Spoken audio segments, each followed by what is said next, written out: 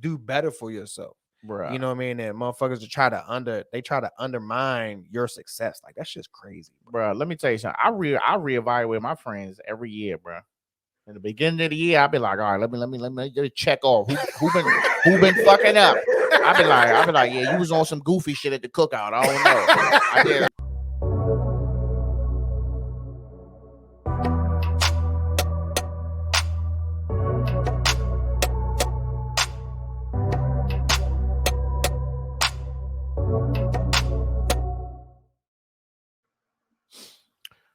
All right, folks. We back in the lab. We back in the studio. I'm Rob. He's Rick. What's good? What's goody? Same shit, different day, my brother. I hear It's Captain's Log podcast and YouTube show. Want to thank everybody for coming to fool with us this evening. We got the one and only Mr. Marcus Stone with us. What's up, my man? What's good? What's popping? Ain't too much, man. Glad to get you on, man. I've been watching you on them Saturdays for a minute, man. we were supposed to put something together, but I was like, damn, bro, like that's my work day, man. So you know, nevertheless, I'm glad we can we can do this today, man. But how you feeling? Man, everything is everything, man. I'm above ground. Still got time to change and motivate and help, and what I mean. I'm glad to be here. That's what's up. Yep. They always be getting deep. Them first, hey, look, this first 60 seconds be critical when they're going to hit the ground. You like the third person in a row that came and hit us with some real deep shit at the beginning. I'm like, it's gonna be a good episode, man. Mm-hmm. But real quick, man, for the people who don't know you, man, just give us a brief little bio on who Marcus Stone is. Man, Marcus Stone is many people, man. Depending on how we met, you may know me from a certain thing. You may know me as Chef Anthony. You might know me as Hustle. You might know me as Sergeant First Class. Yeah. I mean, it just depends, But I like to say I'm my own gumbo. You know what I mean? I like to be diverse in various aspects, so I'll never go hungry. So, yeah. You're an entrepreneur, man. You're multifaceted, man. Yeah, absolutely. I like that, man. Man of many hats. Many hats. That's why I say we're the same. Because I do a lot of shit too. Doing a lot of shit. I think all three of us do a lot of shit. Yeah, we do be doing shit. But man, let's dive into it, man. What compelled you to want to become an entrepreneur, man? Let the people know what you doing. Yeah. So real talk. I mean, entrepreneurship for me, I like to say I'm not just an entrepreneur. I'm more of an intrapreneur because I've always kept my hand in being in an industry, full time, but have all the entrepreneur aspects, right? To meld both worlds. So, but entrepreneurship is what kicked it off. But I got into it because, where I grew up in Louisiana, it wasn't really nothing to do. So you were always finding something, whether that was picking pecans or selling cans or whatever, you know what I mean, just to have some money. And then money allowed me to go and visit places, and I like experiences, right? But ultimately, I hung my hat on entrepreneurship because I figured the more things I will be good at, the more opportunities I had to, survive and succeed. Regardless of what happens in the world, you know what I mean? And that's one of the things that motivated me to continue to be able to pass that on to my kids. You know what I mean? It was about the legacy aspect. How do I teach them to continue to eat regardless of what's going on? So that's kind of where I hung my hat on entrepreneurship, man, and why I do so many different things, because I can eat off of any one of the things that I'm able to do and do well. Right. So, yeah. That's what's up, man. That's what up. So, you talked about, what compelled you to go down that route of we're going to go ahead and classify this entrepreneurship right now. Right? But let us know, how did you get started with each thing that you're doing, right? How did you get started with the chef business? How did you get started, with the podcast? Like what was your grounds or what was your reason for joining the military? Like all that aspects of how'd you get started with all those aspects and things? Yeah, absolutely. So, I mean, the military is very easy. The military was out of necessity. Had no way, family couldn't afford college, right? and I had a child on the way. So my first child was born while I was in basic training. Couldn't even get back home for that, right? But the necessity piece came for one, needing to be able to provide, but also education. I knew I wanted to go to school. I was really big into architecture and art and drawing and stuff like that. But I also had a love and passion for cooking, really baking, the pastry side. So my father, for those that don't know, is a chef as well. Been a chef for 40 plus years now. Shout out to Pops. Yeah, absolutely. And early on, my vision was to be his pastry chef. And that's what really motivated me to get in the kitchen.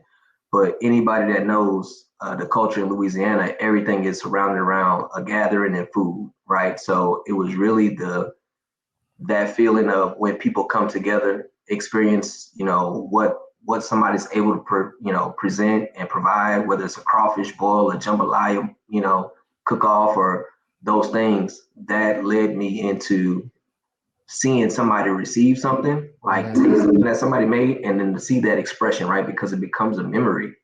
And that's what locked me into not only baking, but actually cooking and preparing, that aspect. So that's how I got into cooking, but also in the military. It drove both hats. Allowed me to go to school, but also find that home. Podcasting, the unapologetic hustle came about really as therapy, from all of my time growing up, and then just how I transitioned from one to the other. I've always heard that I could be a motivational speaker, or people always encouraged me to be a motivational speaker. And I was like, man, I'm not going to stand in front no, auditorium and say this stuff. Like, that's not me. You know what I mean? Like, I don't do that. But lo and behold, I got my own auditorium, just not in the aspect of the physical, right? So I still became a motivational speaker to some degree, but it was therapy for me because it allowed me to create and navigate my own lane, in the sense of building a community, right? And being a thinker. How do we better ourselves every day, all day?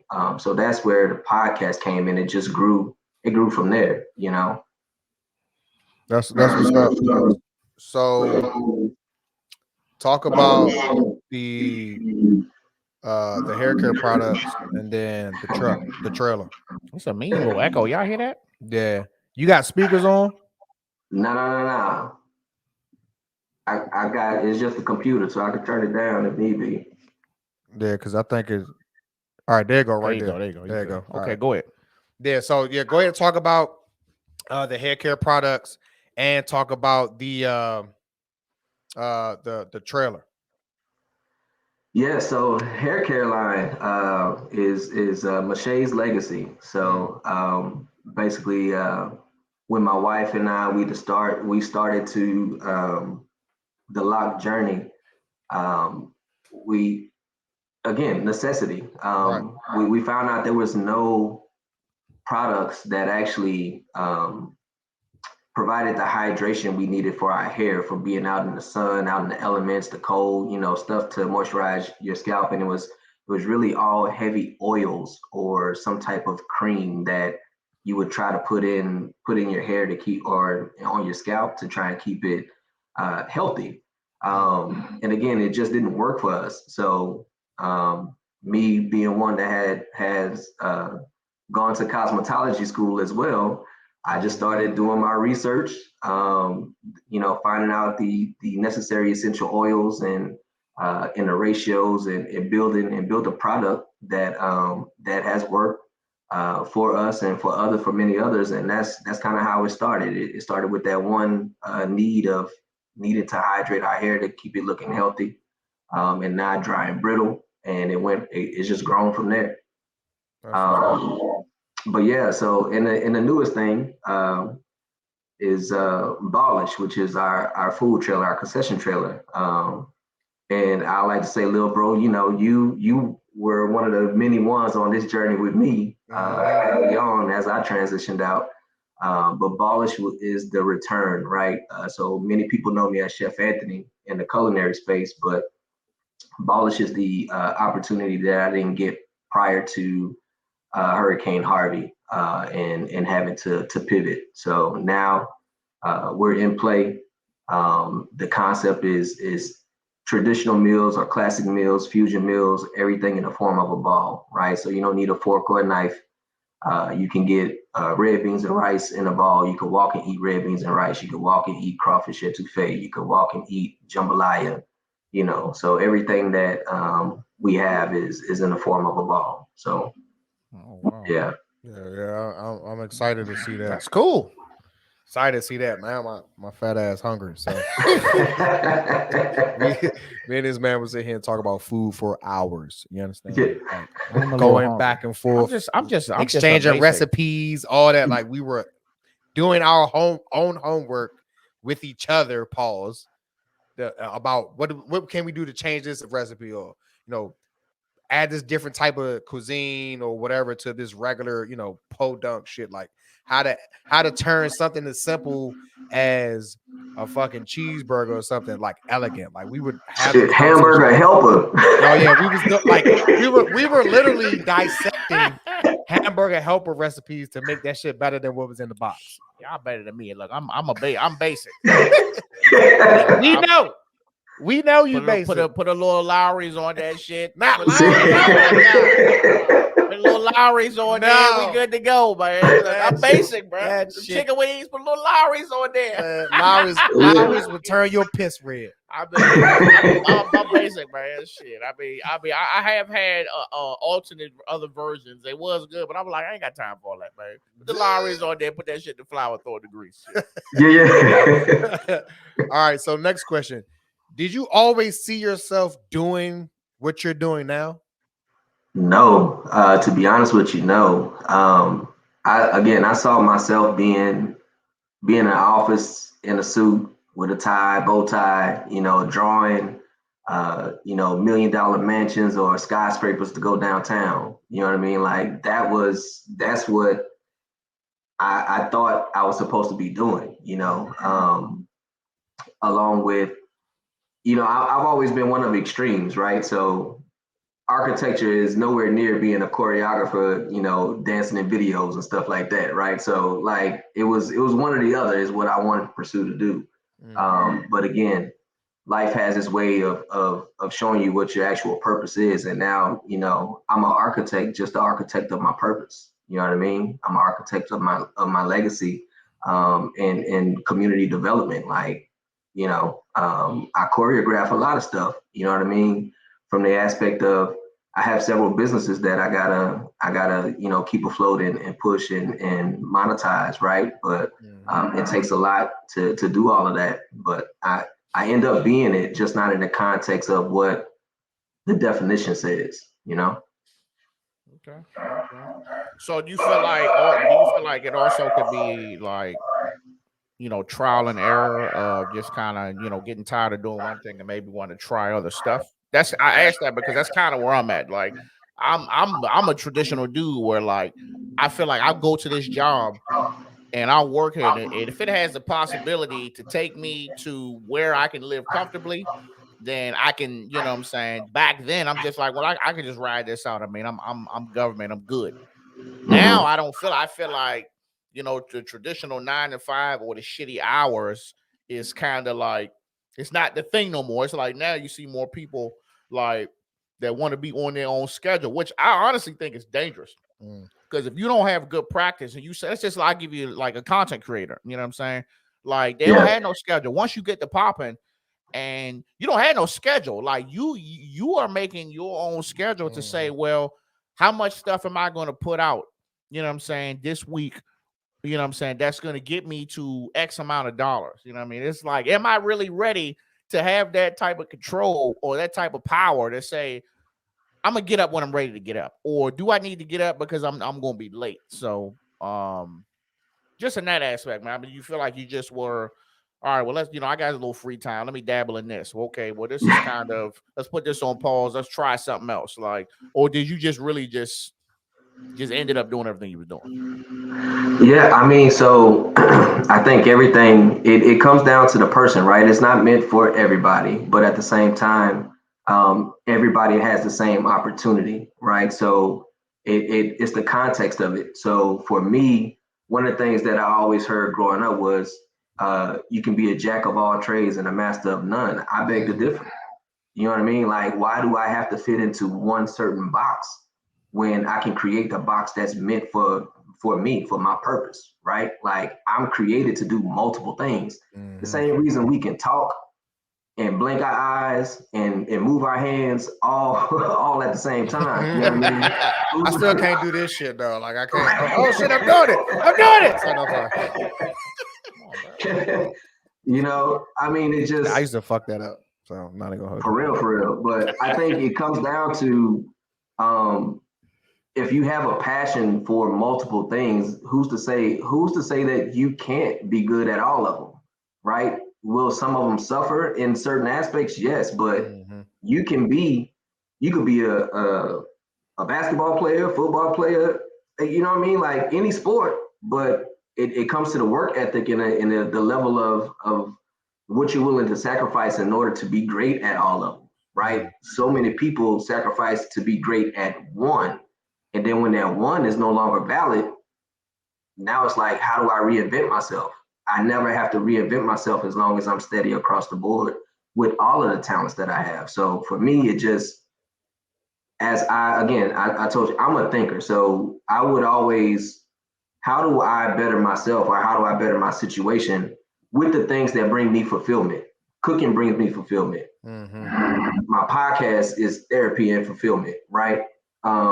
The hair care line is like, that's again a resource in the aspect of something that I've learned that I'm able to then turn and make it into a business. Like I created something and now it's beneficial for others. So like, how do I continue to be a servant for my community, let alone myself, and build my legacy? Like I'm my own portfolio. You know what I mean? So that's how I looked at it. All right, man. That's what's up, man. That's what's up. So next question. If you can go back and give, I'm sorry, if what do you wish your younger self knew now about everything that you got your hands into? My younger self, wow. I wish I knew my purpose earlier to avoid a lot of the mistakes that I made. Now my mistakes were lessons, but aligning with your purpose earlier or identifying what that is for you, the lane that you should be moving in, I think builds the longevity of and the relevance of what you're able to affect and change. You know what I mean? So for me, if I were in tune as I am now with what my purpose is, I could have done a lot more help early on versus in my latter. But do you think, no, to piggyback off that, do you think mistakes are necessary in order to identify better ways or better courses of action to provide that service that you want to for your community? I mean, I think to some degree, right? Because there's oftentimes that some people go through a mistake for you, but we're not in tune to listen to what's actually being taught or said, right? So then we go and repeat it, and it's twofold now. Yeah. Versus, hey, let me take this advice or at least absorb what's being said and then navigate a little bit differently going forward, right? So again, if it's something that nobody in your circle has encountered or experienced, then yes, I believe the mistake is necessary in that point because you're going to learn from it, right? But if somebody's gone through something, like, yo, you out here on this corner, you a dope boy, yo, people gonna come get you, they gonna catch up to you. And you hear that 3, 4, 5 times and you don't take heed to it, then that's a mistake that could have been avoided had you listened to what was being said at that point in time. So I think it's twofold. Yeah, I agree with you on that 110%. So next question would be, if you can go back and give your 18-year-old self one piece of advice, what would it be? Man, honestly, that changes every day for me because I'm a new person every day. But at this moment right now, if I could go back to my 18-year-old self, I would say Um, live to the fullest. Don't never doubt yourself and your abilities. You're created to be the best version of yourself. You're created to move and change your path or your direction, right? We're only going to walk the way we're supposed to walk at that given time. So don't allow so many other things externally to affect the purpose and the path that you're supposed to be walking. True spoken word. Finger snaps. What about you, Rick? If you go back, ask yourself that question. What would your answer be? I just wish I had more resources and more knowledge about life in general, right? Me myself growing up, I was just always told, look, you need to go ahead, go to job, go to work, get a job, pay your bills. That's it, right? And that's no fault to my parents or my aunt, my uncle, or my grandmother that raised me, because that's pretty much what they did, right? But as everybody knows, everything changes, generation changes. So when a generation change, technology change, the way that you apply for jobs change, like everything changed, and it has second and third order of effects. So I wish I had better resources then, so I can clearly know what my path was. Because I can tell you right now, I had no fucking clue what I was going to do as an adult. No clue. So what I ended up doing was, like, I was washing my car and a recruiter came by and was like, "Hey man, you ever think about joining the army?" And I was like, "Man, fucking army, crazy as hell. Yeah. You know what I mean?" And then, I had some, I had people that were close in my family circle. Shout out to two of my distant uncles. One was in the Navy. He worked for a three-letter agency, and my other one, he was a police officer at MPD, and he was in the prize service too. He was like, "Look, man, like, do the army." And I was going to be an MP. He was like, "Don't do no MP." He said, "Man, get your ass a security clearance." And he was like, "Do you know what's out here to, off, all these agencies that's in this area that you can work for at a young age?" And I wasn't hip to none of that. So I just wish I had more resources. That's all. Information, man. Information is key. Information is key. Like, case in point is financial literacy, for one. Yeah. Not saying that my parents and my family didn't provide the information that they actually had. You know what I mean? But they may not have ever been taught, right? So, like, one of the simplest things that I've done, my 3 year nieces, the three youngest, like, they have their own bank accounts. Yeah, my babies. You know what I mean? They know that their work can be monetized. You're like, yo, we're not doing this for free. So, like, they're learning early on that if you have something that you're interested in, and you enjoy doing, find out how to monetize it, right? Put a price tag on it, and trust me, they ain't cheap. They'll let you know. They were doing their car washes during the summer, like, yo, hey, this is I what it need is. $40 for this wash, outside only. Outside only, like, for real. That's the thing now. They be like, inside, that's gonna be about $100. Let's get done. COVID out here, you know what I mean? Shit. Yeah, information is key. So, I would concur that a certain level of it, if and it's there, it's just a matter of we're paying attention to it at that point in time. So Yeah.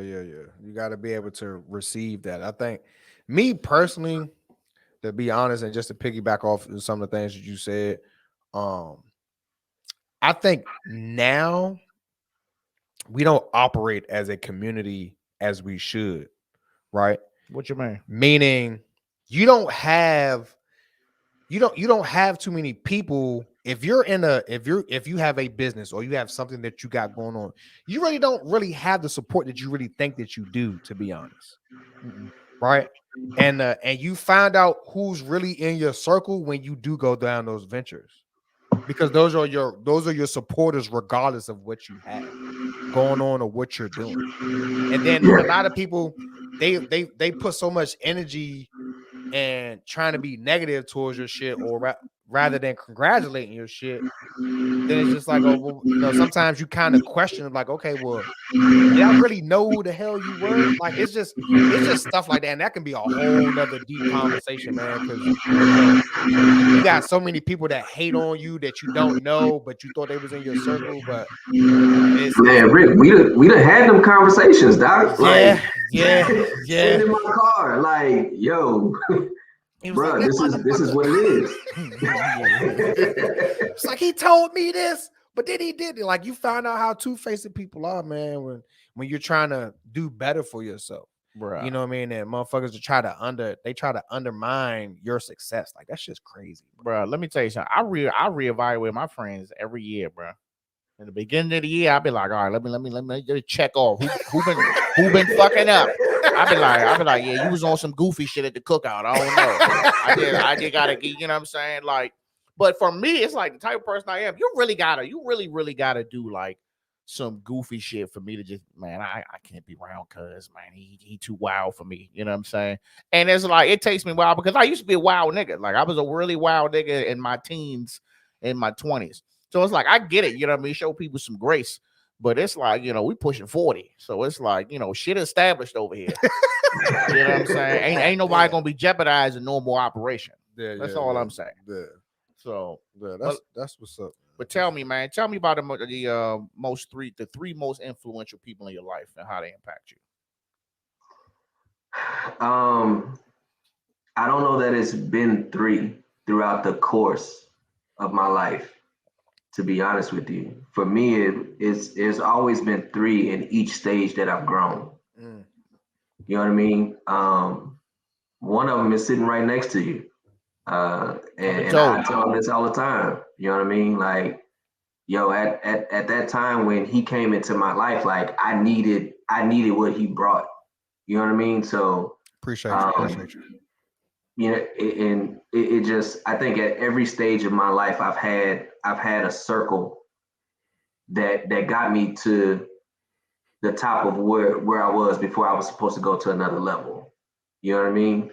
So like right now, the one person that's been consistent for me since she's came into my life has been my wife. Shout out to sis. Like, hands down. You know what I mean?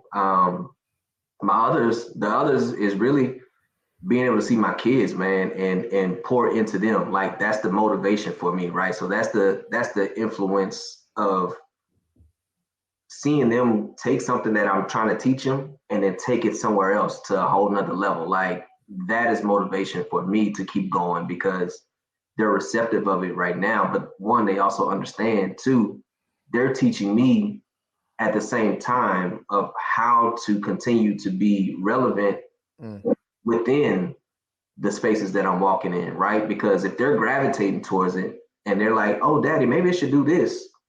Like, you know what? Maybe it should. You know what I mean? Because they're looking at it from a whole different perspective.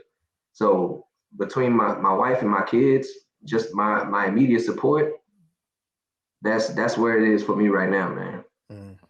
That's good, man. Oh, look, I expect, especially if you married, I always expect that to be like your first answer, or well, maybe not first. I expect it to be top three. If you married and you done gone through down some long road or some trial and error to get to be successful like you are, I almost 100% expect for you to say your spouse. No, I agree with that. And then if it don't be, I'll be like, damn, wifey ain't do nothing. Wifey ain't do nothing. She ain't do shit. Nigga, she went holding down while your ass was out. I'm like, I'm just gonna advocate for her. You know what I'm saying? Nah, she held me down for sure, man. Still does to this day, man. So I can't stand to do all these things without her. So But yeah. they be believing in our asses, don't we? Man, my wife, she be like, "What? Just say you know you can do it." I be like, "Don't be believing in me, shit. Don't be loving me, shit. Don't be loving me like that, shit." Yeah. No, real I talk. definitely feel on that. Shout to the wives. Listen, if I'm one thing I always do, I always pay homage to the wives. Most definitely. Shout out to the wives, man. Y'all doing great. If it wasn't for my circle that I do have, but then my wife providing that top coverage, bro. Like It's that safety blanket when niggas is fucking up. They're like, well, you know, you got me, boo. But I'm talking about on all aspects. Like I thought I had the answer to fucking everything, right? Like I thought I fucking knew everything. Tasha was like, look here, nigga. Like, you think you know these motherfuckers, but you don't. And then sis don't play, boy. Yeah, he know. Fucking you know. If he Boog know ass, Boog the fucking know too. She didn't jump on me a couple times. Like, you need to get the fucking cherry tart juice. I'm driving home. I was like, I don't like the way she's talking to me. and look, as I'm turning in Safeway, I was like, go get the fucking juice, right? Cherry? What is cherry shit at? Yeah, but nah, man. Like she taught me how to read people, bro. I thought I did. I thought I do know how to fucking read people. I was fucking wrong. I thought I fucking knew finances like I should. Bullshit, man. The money, bro. That's a really like in-depth conversation. Of some shit that we like so still to this day like severely behind on. But I mean, you know, we getting better though. We getting better. I think between our generation, the kids' generation, and the one after that, I think we'll be in a lot better, a better place financially as far as for Black people. Most definitely. So tell me something about your industry, or whichever industry you're doing right now that surprised you lately. Industries.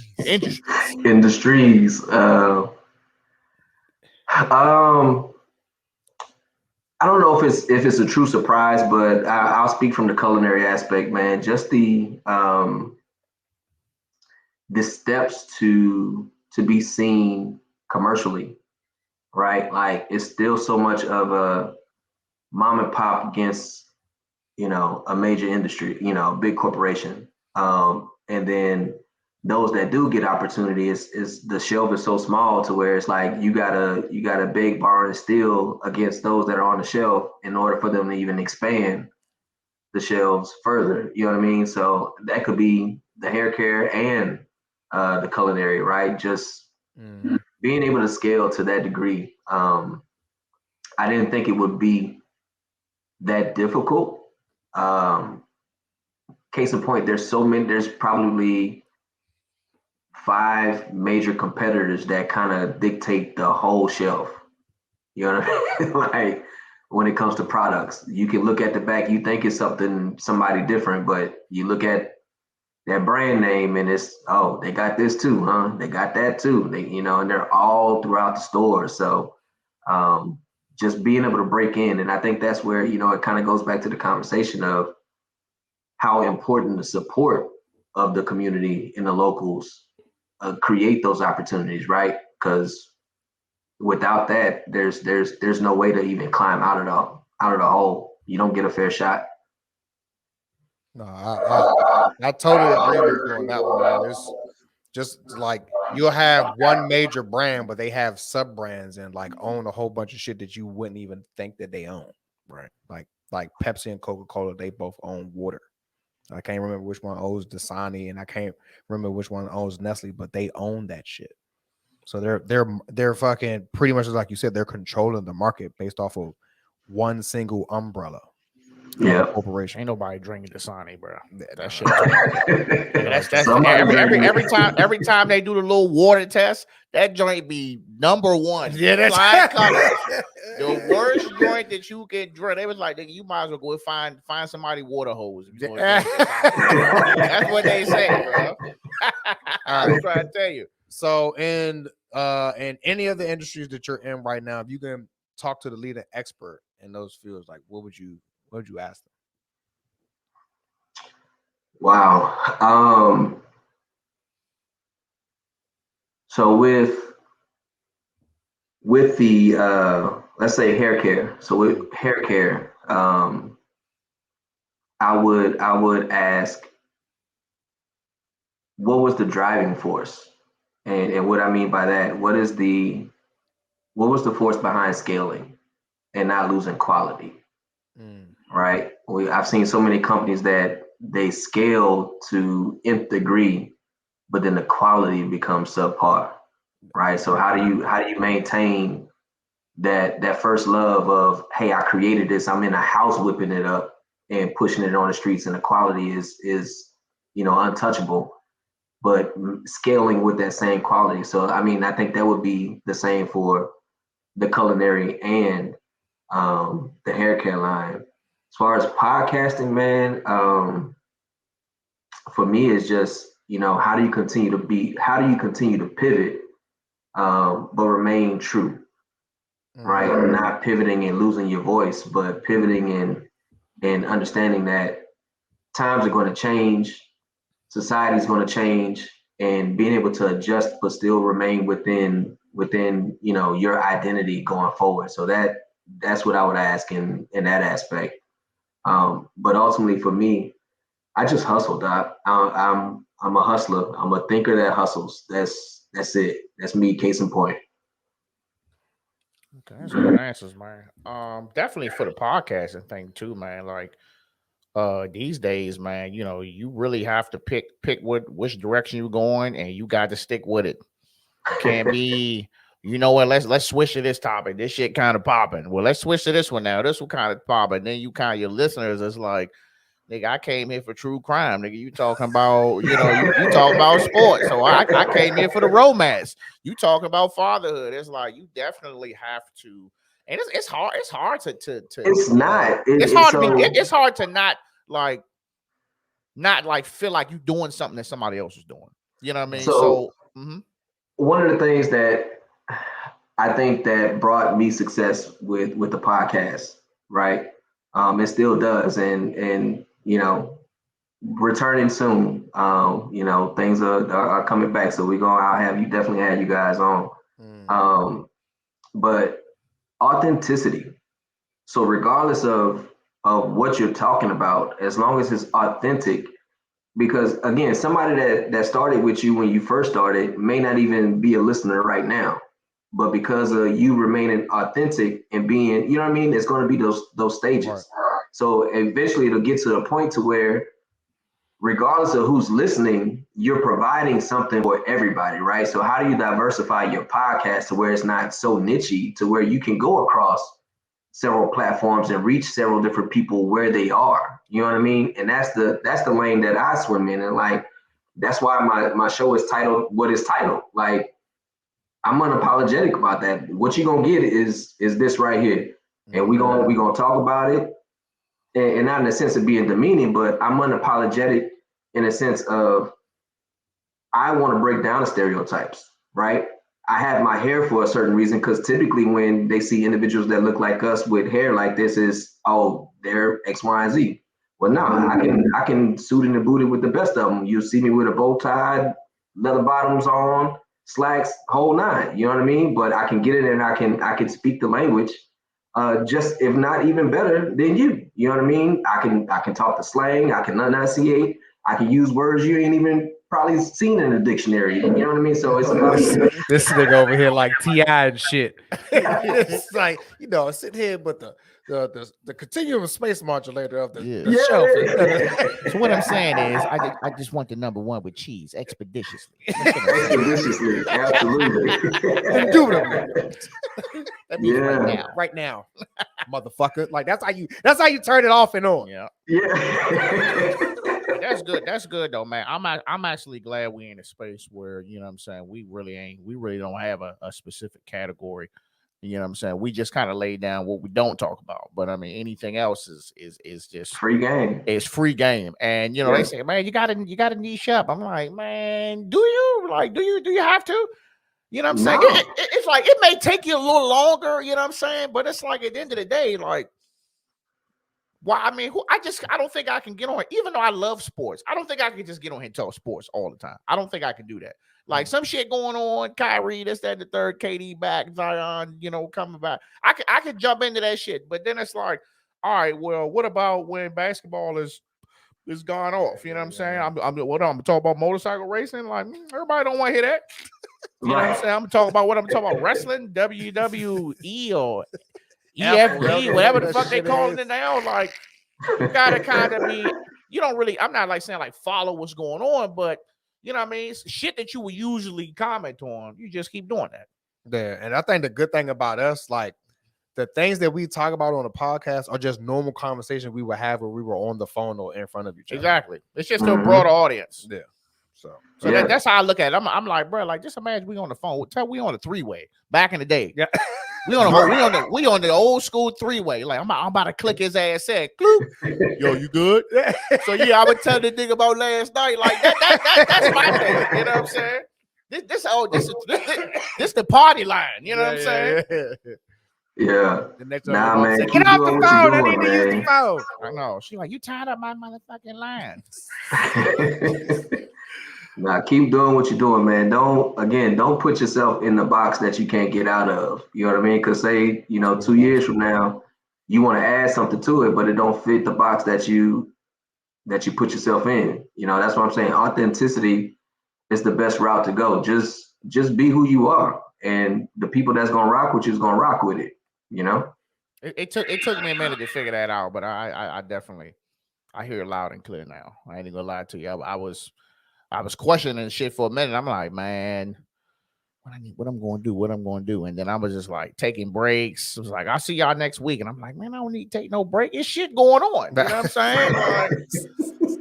Like, but we'll move on, man. Do you have a mentor in any of your industries right now? But like, who's your go-to guy or gal?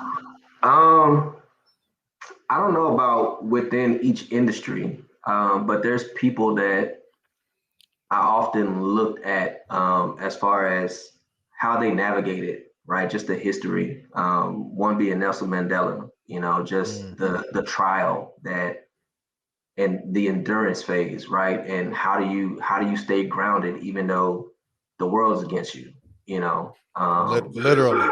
literally, you know what I mean? So people like, Nelson Mandela, Langston Hughes, just the timing of what he was doing at that point in time, to come a little more recent, what Nipsey was doing in his community and in the industry, people like Master P. Like I look at how those individuals move and how they deal with the adversity of the change, right? Because some have been at the top of the game, some have fallen off, and some have rebounded. You know what I mean? So like I look when like we were talking earlier, what were the lessons that they learned that they changed and modified from that point, and how do I learn from that lesson without actually experiencing it?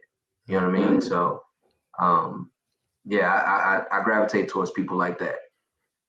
That's what's up. Those are like ideal role models. Like no cap. So what is the biggest challenge that you feel that you're facing right now, just in general with entrepreneurship? The biggest challenge is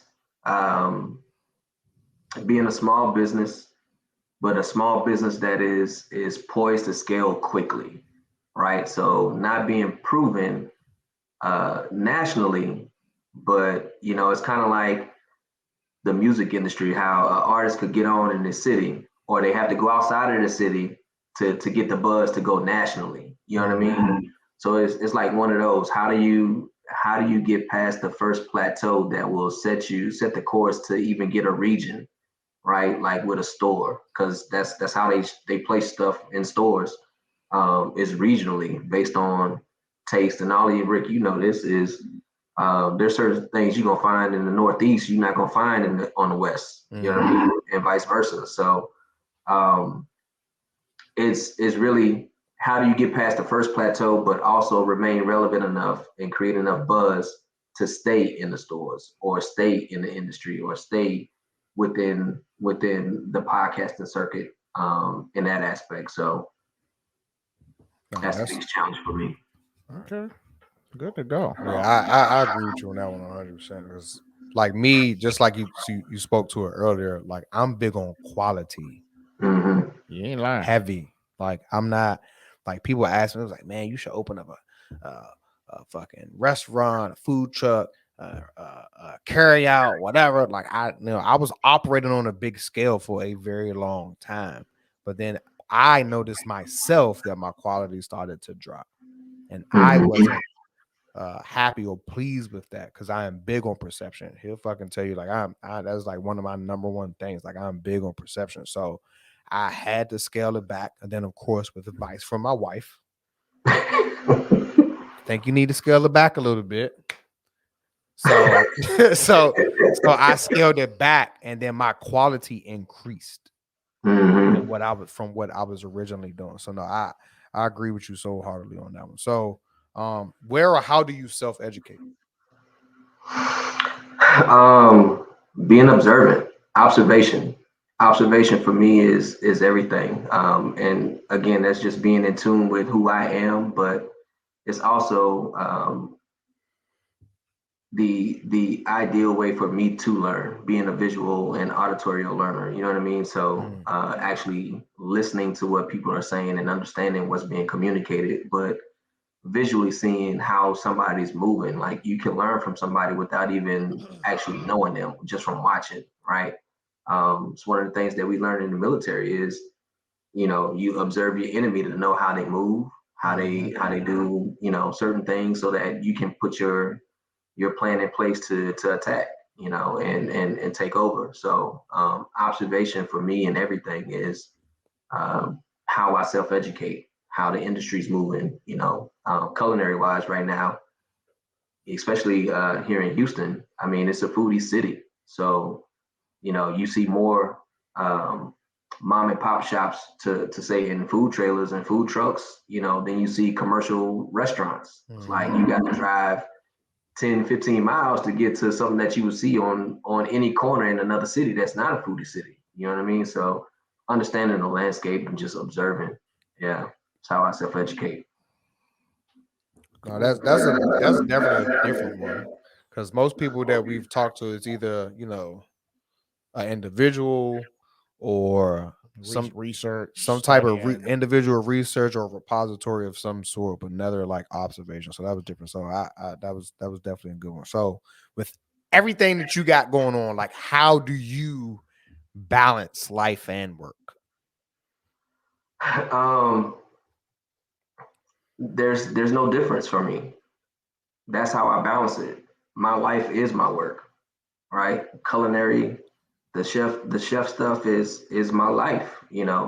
Podcast, that's my life. It's me. So there's no way or time that I have to turn one or the other off. I just function as me and my purpose. You know what I mean? So um, the family aspect is I bring them along. You know what I mean? They learn and find their way to do it. So I don't have to separate or segment the two.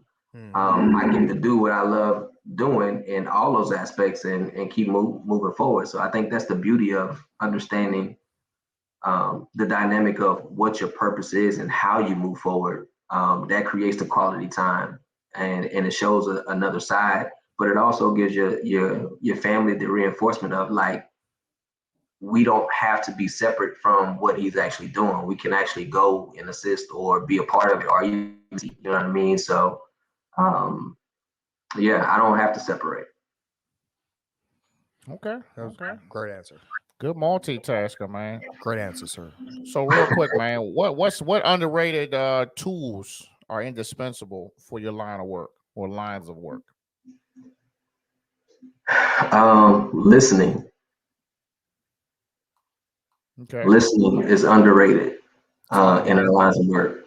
And I say that because, again, you'll come across people that are trying to give you and give you nuggets, give you information, right? And the more information you have, the more you're able to maneuver through obstacles. But, we often turn the ears off because we're too focused on talking or thinking, right? In that aspect, right? So, like my good brother Rick knows, that's where the slow motion comes in, man. I listen to what's being said, and I don't have to respond in a way that they think I'm going to respond. And that's, the other piece of slow motion is flip mode. I'm gonna flip the script in the aspect of, I already know Hey, the answer that you're looking for, but I'm gonna give it to you in a way that you're like, how did you even know I was looking for that? Right. So everything typically has a structure or a systematic approach to it. Me, I'm a disruptive thinker. So I'm gonna disrupt what your normal process is. I'm gonna flood you with so much information that you got to go back and research what you actually asked me for to even validate that you asked me the right question up front. You know what I mean? So listening is the best thing out there that's underrated. We don't listen enough to what's actually happening. Man, when that nigga taught me that shit, bro, I was like, he was like, look, just go ahead. He was like, they're expecting you to act this way. He said, but do this and see what happens. So of course you can tell they was probably bracing for me to be like fucking going through the roof. I was like, oh, okay, all right, so this is what we're going to do, and I probably you need to go do blah blah blah blah blah blah blah. And they was like, hold on, but you said it was in what reg? It was in say what? I was like, well, this in this chapter, this section, that'll be your answer to whatever you're trying to figure out, and yada yada yada. And then from that point on, I was like, this nigga is on to something, man.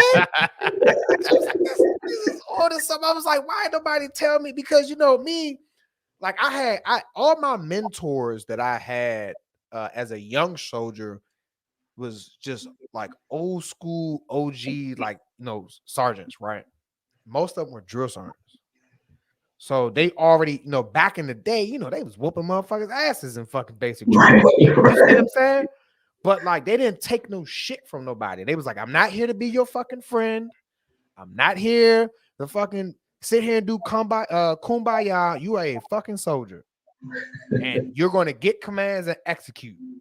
Because that is the best way for us to be fucking efficient, right? We didn't even get that, nigga. I think after getting yelled at for 48 hours straight, we pretty much got the picture. Like yeah, they not here for the play. You know what I'm saying? Yeah, but I'm gonna talk about like a basic. This was like actually when I was like in my fucking unit. Like we'll sit down and we'll have our town hall sessions or whatever, and the soldiers will ask questions, and they're like, oh, but that individual is unapproachable, blah blah blah blah blah. And it was like, I'm unapproachable.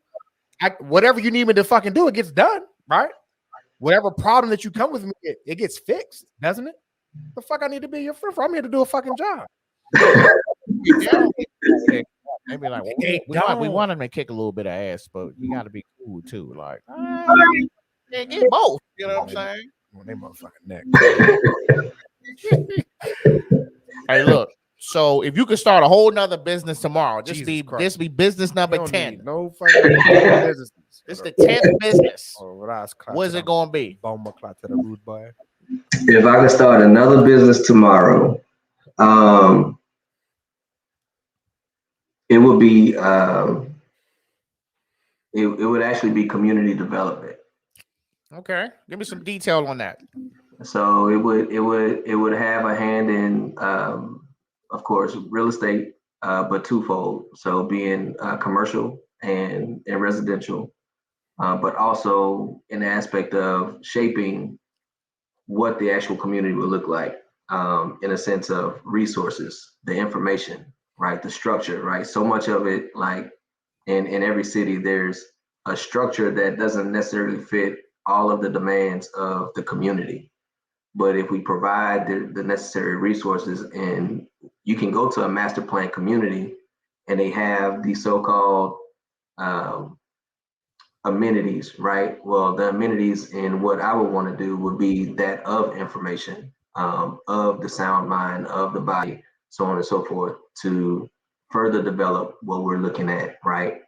Eating healthy, community gardens, to break, all of those aspects. So tie everything really that I do now in a form of being able to go out and create my own community, one that's going to help educate you, one that's going to teach you how to live longer, live healthier, to provide sustainability for you to make your money, whatever the case may be. But we don't have enough of that in the communities. We have pieces of it, which used to be our community centers or YMCAs and all these things, but nobody wants to work in them anymore because you don't get to do what they were designed to do initially. So that will be my next business if it comes to pass. Stone Corporation or Stone Outreach. You're welcome. Thanks. Give me my check. Outreach. Give me my check where you get it up and running. You're right. You break us all 3%. That's all we asking for. That's all we asking for. All right. So we asked you about the business. What about a job? What about another occupation that you would like to try, or you think you're pretty much good where you at? I can't change the hustle, man. That's all I am. I'm a hustler. That nigga walk around with his own theme music, boy. Yeah, I agree. Say you just got a whole band behind you. Like, what am I going to do today? I mean, look, y'all should have at least introed my theme song. Yeah, I mean, y'all could have did that. Hey, look. But I mean, it's okay. Nigga, Say, when I come back on, then we'll set it up that way. Nigga, did you send it? All right. We could have threw that on there as a little ending. We could have did that. We don't have no ending yet. We're still working on the ending. Still working. Yeah, we're still working on that, man. So you gave us a lot of information, bro. You gave us a lot of insights. You dropped a couple of pills on us, man. You got any questions for us? I mean, there's always questions. You gotta ask at least one because I made a template for it. All right. So, what are you guys in this aspect? I know. What do you see as your biggest challenge, or where are you trying to go with it? Well, I say in the beginning when I was by myself, I always watch the numbers. I would drop the shit at midnight at 8 a.m. I'm looking like I need them same two people who be listening to my shit overnight or watching it overnight. So after that, I mean, I'm kind of slowly growing out of the numbers. Honestly, I just want organic growth. Like I tried to pay promo and I was doing it wrong, or you would just kind of it was almost like you was paying $1 a person. So I think the organic growth, building a community where, what I'm saying, we go live or something, the live is popping a little bit and we get, getting a lot of interaction. I just think that the interaction from the fan base would definitely be good to go. And just just always learning more shit to kind of, make this easier. You know what I mean? As far as, the post-production, the stuff and, the behind the scenes stuff, just make that a little bit more easier. We both can do it and really just focus on, getting good people on here and having good conversations. I think that's something that I lacked a lot. I care more about how clear the picture was in the sound instead of just putting shit out. And I've listened to people who shit is, the shit sounds like this, like that, sounds like that, but they got a big following because they just do their thing. So I would definitely like to sharpen up on that. Rick? If my thing is, no matter how big we become or how small we may say whatever, I just want us to be authentic and be true to ourselves, right? Because I think people in general, once they do get a little bit of acknowledgement, they do get a fan base or whatever, they don't stay true to who the fuck they are. Shit start changing. Yeah. And then to me, then it was just like, okay, well, whoever this person was at first, then you really wasn't that person from get-go. Or you're carrying on this facade to keep up with the fucking Joneses. Like you're becoming, like in the saying they used to say back in the days, oh, you was an industry nigga. Like, nah, I'm not trying to do that. Yeah. You know what I mean? Like I'm trying to keep it authentic to who we are, trying to be true to ourselves and then also be true to our fans, right? So we can just maintain whatever we got. Like based off of who I am, who he is, our personalities, like our circle, and then our interaction with our, with our friends on social media or whatever, like we have the ability to be something bigger than what we are right now. And it's already showing based off some of the, the small changes that we've made to the show. Right. So that's my piece. Like that's like the only thing that I want people to like when they look, like if they go back and listen to episode 1, like, damn, this shit sound crazy. And you just keep going now. You get to episode 15, like, okay. It sound a little better. You know what I mean? You get to episode 25. Okay, he got some transitions. He got some questions. You get to episode 50. Okay, he got some guests. He doing the video. You get to episode 80. Oh, he got backgrounds and overlays, and he got questions popping up. But the content is still the content. Right. All we doing is just slowly making it look more professional. Right. You know what I mean? That's the only thing I want to change. Just keep, you utilizing the resources and the technology out here to, make the shit look nice, but keep the content. Yeah, now that's good, man. That's good. So what are you currently doing and this hasn't been podcast related, but what are you currently doing or utilizing to develop yourself? Well, I had no alcohol in a month, so I ain't gonna lie to you. I mean, I feel like my thoughts are a lot clearer. And I feel like I'm in a more of a get shit done mode. And like my energy, like I've recorded, felt like I've been tired. You know what I'm saying? No energy, kind of really cheating the guests. And I'm just sitting there like, or I'm yawning and shit. So I think that alone kind of gave me that energy back, gave me more ideas to be able to bounce off of him, to really be able to get on here and put out a good show, a good episode, man. And just continue to learn. I definitely think drinking alcohol as much as I was, which it wasn't a lot, but just enough that some shit happened. But I just think it was just kind of clouding me sometimes, where it was shit I was supposed to do, or Rick would send me something. Hey, you read this, and I'll be like, yeah, I get to it, and I would never read it. And it'd be the next day, he'd be like, you read the shit? I'd be like, yeah, I'm gonna read it. Shit, I'm reading it. I'm gonna read it. By this time, it's the next day. It's 5 o'clock somewhere. So we throwing another one back, to the point where now, like, it's awkward. Like, we and the wife went out last night. We went out to the little spot in DC, and I just realized how much idle time there was between people going to get drinks, sitting back, conversing, having the drinks, going to get another one. And I'm just standing there like, we're gonna go to the next joint or not? Like, I feel like I could have left an hour ago. So I think that alone has actually helped me keep me on a more positive side.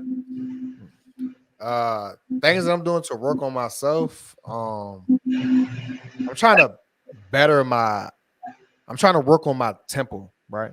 Like my body, on the physical aspect, the spiritual aspect, and just overall health, right? So I'll be transparent. For those who don't know, I fucking caught COVID, and since then I've had complications that kind of made me, wake the fuck up a little bit.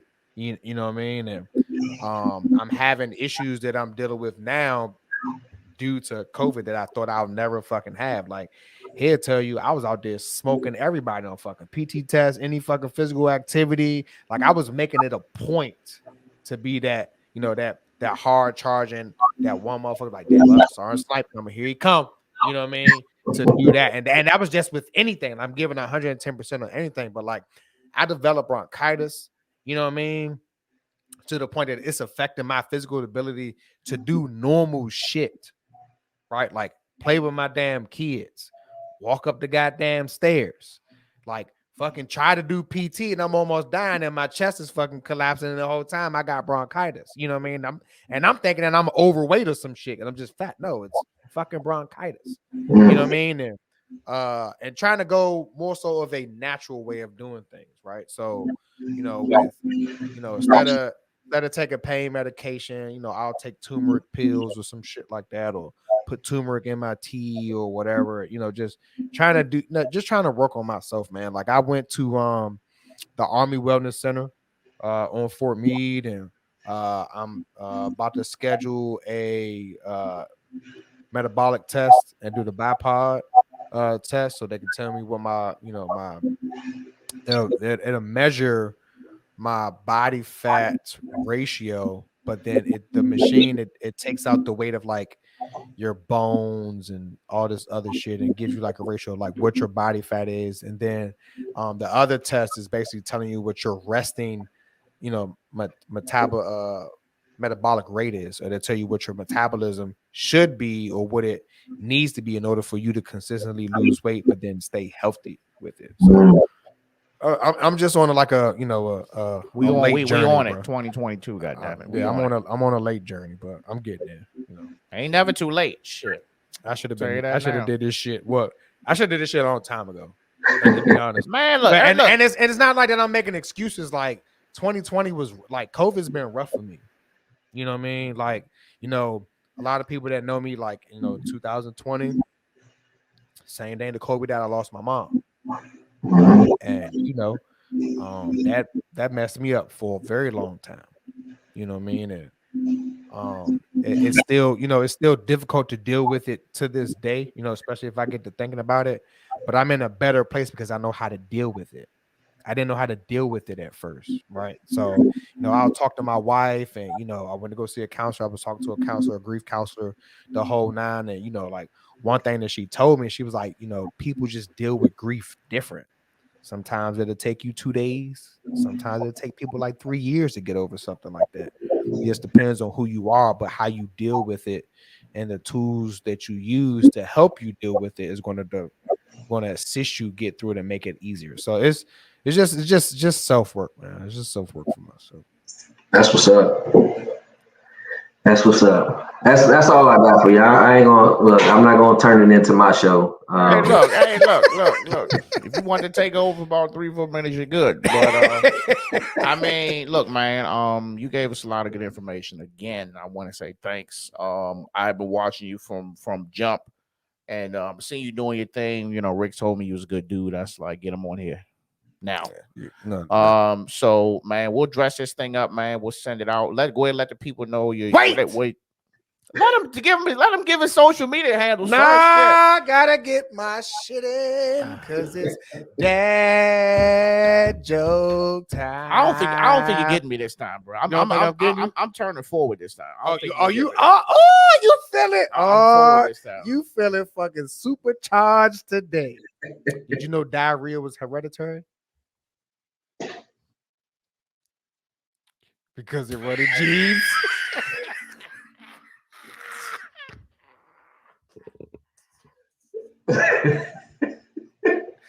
That nigga couldn't help himself. He couldn't help himself. He started laughing before I even got the shit out. Crazy as hell. All right, I'm done. But go ahead. Live for this shit. Let people know where they can find you, man.